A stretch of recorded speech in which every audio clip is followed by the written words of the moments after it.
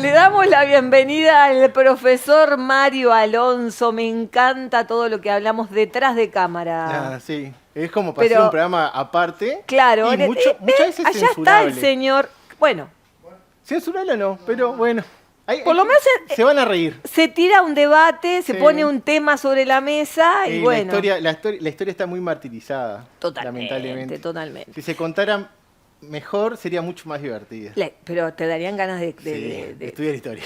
de estudiar historia. Entonces, ¿me ayuda con el título? Porque me lo dijo y me lo olvidé. Obras poseídas. Es verdad que las obras dentro tienen un...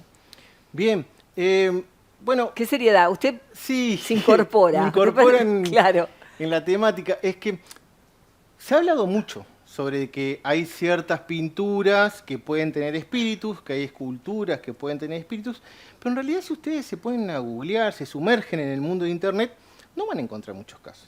Es más, son muy poquitos. Aparte de los niños llorones, aquellos que prendían fuego todo, no hay como casos particulares sobre esto. Es más que nada del cine.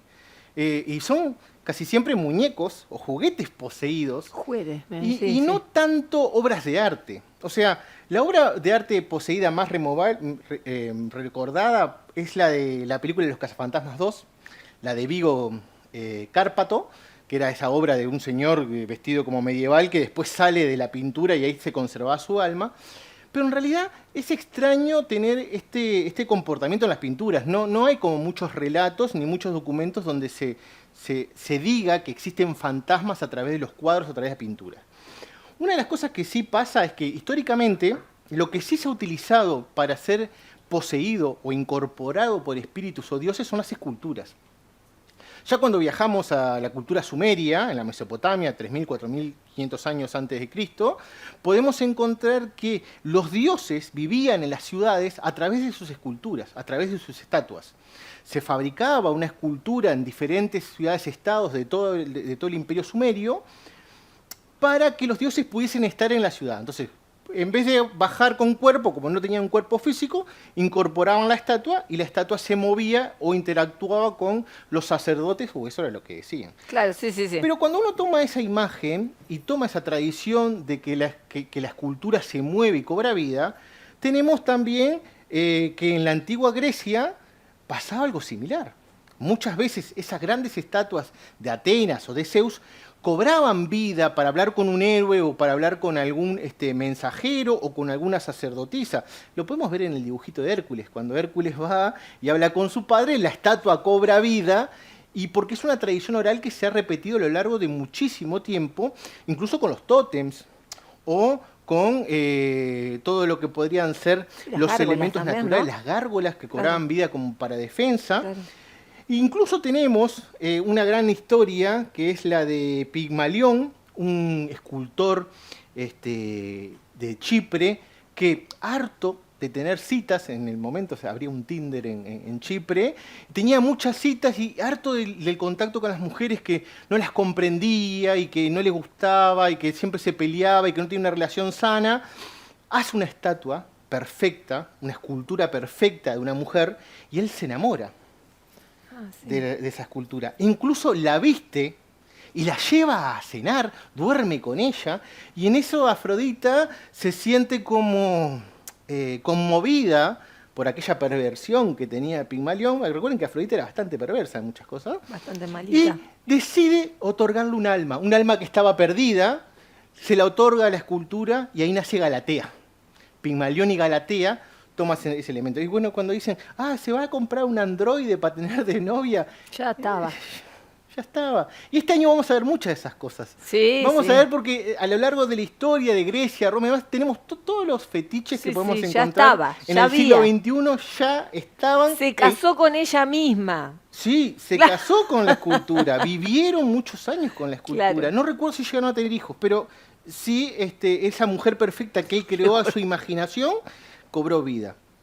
Entonces, tenemos como cierta cantidad de relatos. Si queremos ir a un relato nacional, tenemos que ir al de Clarita.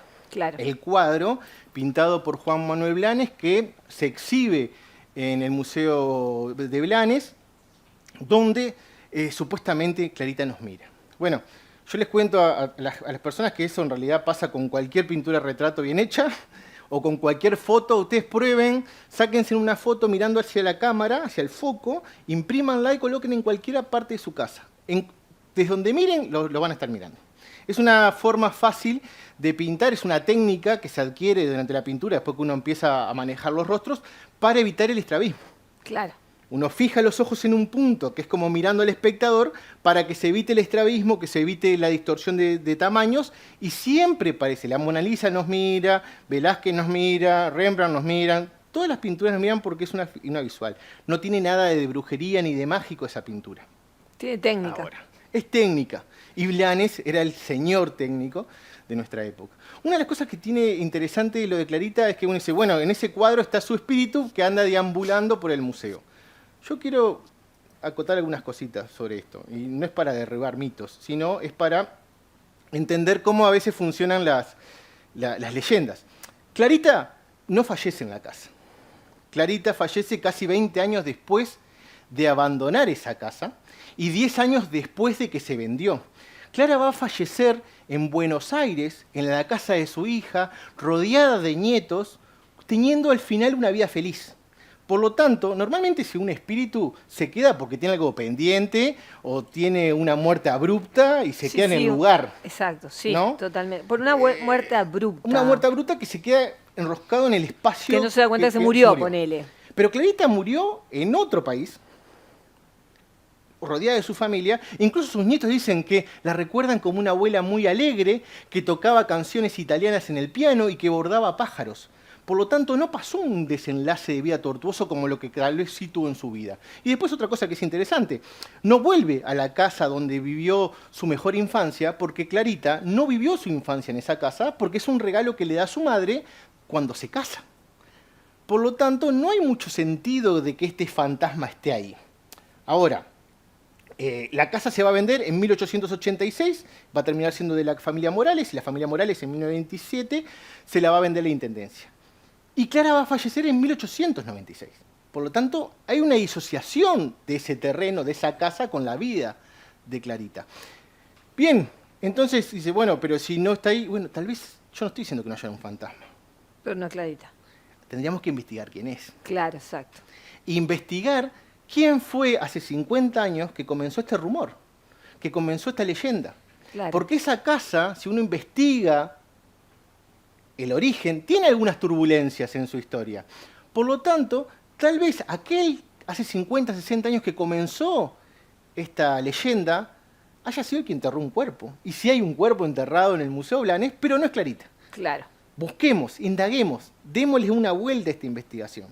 Porque muchas veces se la adjudican a las pinturas porque es más fácil o porque hay pinturas que son inquietantes. Sí. Muchísimas.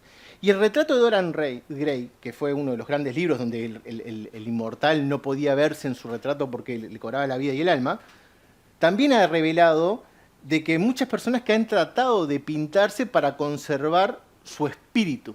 Pero esto es una mala interpretación, porque sí se quiere conservar el espíritu, pero ese espíritu se puede traspolar de personalidad. La pintura no refleja fidedignamente cómo se ve la persona, sino que trata de buscar representar quién era la persona. Con esas pequeñas características, esas pequeñas muecas, ese porte, representar a un individuo y no tanto mostrar la forma figurativa. No es una fotografía. No, claro. La pintura, durante siglos, ha intentado revelar el espíritu de ese ser, el alma, la personalidad, esa fortaleza que lo guiaba y la forma de ser y el carácter que tenía. Por eso los pintores usaban el Photoshop manual. Claro. Lo sigan modificando. Por eso Lorenzo de Medici aparece como un héroe griego. Por eso el rey Carlos V se representa como todos los dioses romanos. O sea, hay una búsqueda de representar más que la parte física, la parte espiritual de la persona, y con el correr de los años eso se ha transgiversado, por decirlo de una manera, y se dice que las pinturas conservan el espíritu de aquellos que fueron retratados, cuando en realidad lo que sí conservan es la forma esencial o el carácter de las personas. Lo que representaba en el momento. Exacto.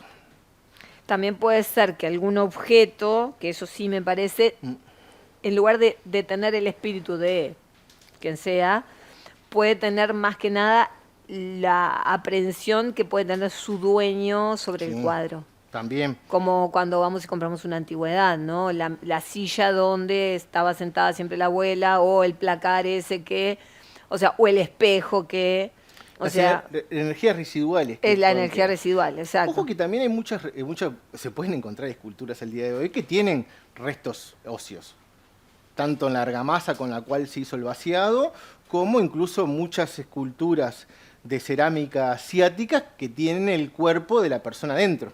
Claro. Se veía mucho también en muñecas antiguas, se veía mucho en esculturas religiosas budistas, e incluso la utilización de restos humanos como el cabello u otros elementos para la utilización de muñecas o incluso obras de arte, era normal. O sea, era una situación normal que ahí sí puede tener como un enlace por la falta de descanso. Claro, como con el ser o con lo que fuese. Claro, hay una conexión directa que no permite a la otra persona poder tener un descanso porque hay un elemento vivo de ella que Ahí pertenece está. a un objeto.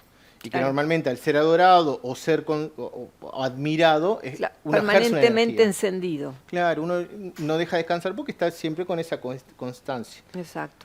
Pero no se tiene una revelación así de pinturas que se muevan, o sea, no hay como archivos. Podría haber, pero es algo que no se ha dado. Sí tenemos imágenes religiosas, como vírgenes que lloran o que se mueven o que emiten sonidos, que a lo largo de los años hemos podido, con muchas investigaciones, hemos podido leer que había artilugios en la Edad Media, Claro. con cierta cantidad de orificios en la escultura que provocaban el suspiro de la Virgen o el resoplido del santo cuando entraba alguna ventisca. Claro. Pero eran artilugios. Claro. No era que realmente había una posesión o había una manifestación O las santa. lágrimas, como decís O vos. las lágrimas, sí, también, Sí, sí. que se pueden dar. Por eso, que no existan, o sea, No quiere uno no decir dice que no existan, no. Yo por pero eso hay dije, muchos que fueron decir, bueno, esto no es por acá. Claro, yo dije, el fantasma de seguro puede existir, Claro, pero yo capaz lo que que digo no, que no es clarito. capaz que no es ella, exactamente. Gracias, Mario. Por favor. ¿Talleres ahora? Ahora tenemos los talleres completos, ya por suerte completamos, pero le vamos a anunciar en breve que este año nos vamos para la Bienal de Venecia, Divino. en grupo, ¿En qué en fecha? octubre. En octubre.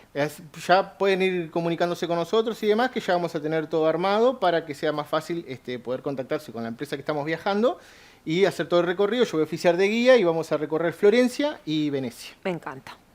Buenísimo, Mario, gracias. Bueno, nosotros continuamos.